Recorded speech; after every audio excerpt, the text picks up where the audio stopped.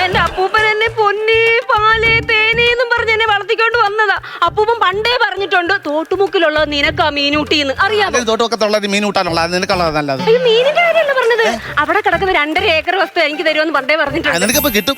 നിനക്ക് വീട്ടിൽ ബാക്കിയുള്ള ആൾക്കാരെല്ലാം വന്നിട്ടെ അപ്പൊ വിരൽ വെച്ച് ഞാൻ പതിപ്പിച്ച് കൊണ്ടുപോടി. ഒന്നും നടക്കത്തില്ല.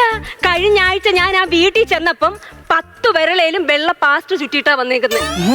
വീട്ടുകാരൻ ചോദിച്ചില്ല. അപ്പച്ചി വന്നപ്പോ ചോദിക്കുവാ കൈക്ക് എന്തോ പറ്റിയെന്ന്. ഞാൻ പറഞ്ഞൊരു തകില് കൊട്ടാൻ വേണ്ടി പോവാന്ന് പറഞ്ഞു. ഭയങ്കര പിടിക്കുക.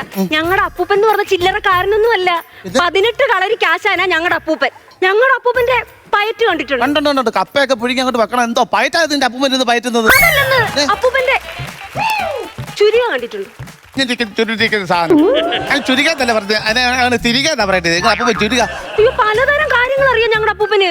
അപ്പൂപ്പൻ ഇങ്ങനെ കളരിക്ക് ഇങ്ങനെ അങ്ങോട്ട് പിടിച്ച് പെരുവിരലെ കുത്തി ഒരു നിപ്പുണ്ട്. വിശക്കുമ്പോ വിശപ്പ് കയറുമ്പോഴാ ഉള്ളു ആന്തല് ആകുമ്പോഴാ നിന്റെ അപ്പൂപ്പൻ പെരുവെള്ളലല്ല നഖത്തേലാ ഇങ്ങനെ നിൽക്കുന്നത്.